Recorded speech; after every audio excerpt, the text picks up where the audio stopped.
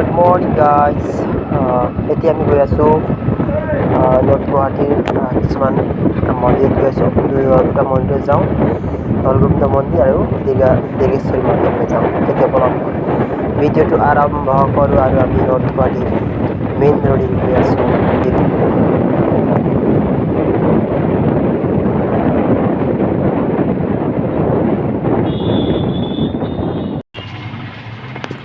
এয়া হৈছে দীৰ্ঘেশ্বৰী মন্দিৰ। আহি পালোঁ আমি আৰু এতিয়া ভিতৰলৈ সোমাম। কেনেকুৱা আছে মন্দিৰটো প্ৰাংগণ আৰু নিশ্চয়কৈ বহুত ভাল আছে। আৰু গৈ আছোঁ এতিয়া চিৰিৰে গৈ আছোঁ ওপৰলৈ মন্দিৰলৈ। চাওঁ বলক ভিডিঅ'টো কেনেকুৱা হ'ব। বলক গাইজ বলক। নৰ্থ গুৱাহাটীত আছে, নৰ্থ গুৱাহাটীত। আপোনালোকে দীৰ্ঘেশ্বৰী মন্দিৰ বুলি ক'লে হৈ যাব, আহি পাব আপোনালোকে। এয়া হৈছে গণেশৰ মূৰ্তি আৰু শিলেৰে খোদিত কৰি বনাইছে এইটো। সকলোকে আছোঁ চাওক। Wow. Monkey. Jai Sri Ram. Yes, monkey playing with. Jai Sri Ram. Jai Sri Ram.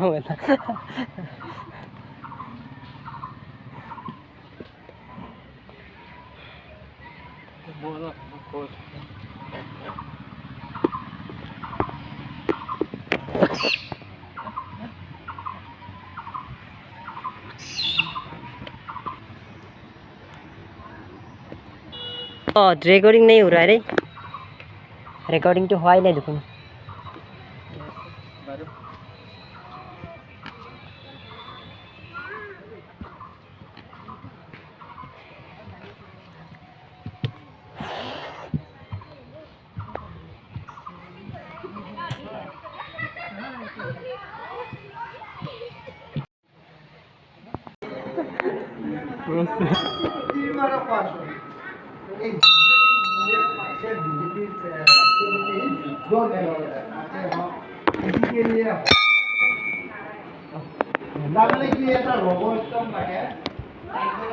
मजा हुन्छ नि।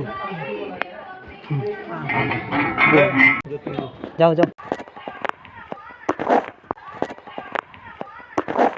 আমাৰ মানসি মানুহ হয় না দুৰ্গা পূজাত মানুহ তামাম হয়। আমাৰ মানসি মানুহ হয় না দুৰ্গা পূজাত মানুহ তামাম হয়। দীৰ্ঘেশ্বৰী মন্দিৰৰ যাত্ৰাটো সমাপ্ত কৰিলোঁ আৰু নেক্সট যাত্ৰাটো আমাৰ হ'ব আমি দৌলগোবিন্দ মন্দিৰলৈ যাওঁ। মন্দিৰটো কিহৰ বাবে বিখ্যাত হয় নাজানা? আচ্ছা, হিষ্ট্ৰীটো আমি পাছত মানে কালেকশ্যনটো কৰিম।